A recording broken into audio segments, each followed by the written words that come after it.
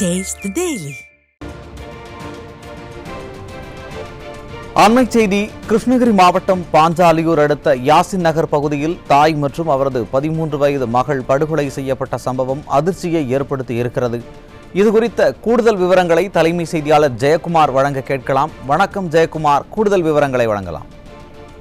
வணக்கம் சுரேஷ். கிருஷ்ணகிரி மாவட்டம் பாஞ்சாலியூரை அடுத்த யாசின் நகர் பகுதியிலே தாய் மற்றும் 7ஆம் வகுப்பு படிக்கக்கூடிய 2 பேர் கொடூரமான முறையில் கழுத்தை அறுத்து கொலை செய்யப்பட்டிருக்கக்கூடிய சம்பவம், இரத்த வெள்ளத்தில் 2 உயிர்களும் ஒரே வீட்டிற்குள்ளே இறந்து கிடக்கக்கூடிய சம்பவம் அந்த கிராமத்தையே மிகப்பெரிய சோகத்தில் ஆழ்த்தி இருக்கிறது.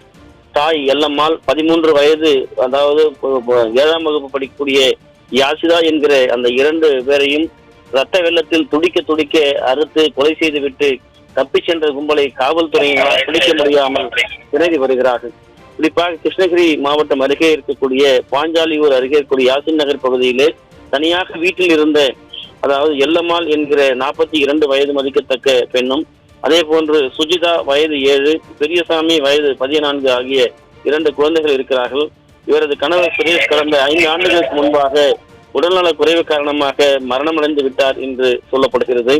இந்த நிலையிலே தனது மகன் மற்றும் மகளுடன் தனியாக வசித்து வந்த எல்லம்மாள் கூலி வேலை செய்து தனது குடும்பத்தை பாதுகாத்து வந்திருக்கிறார். 2 பிள்ளைகளையும் படிக்க வைத்திருக்கிறார்.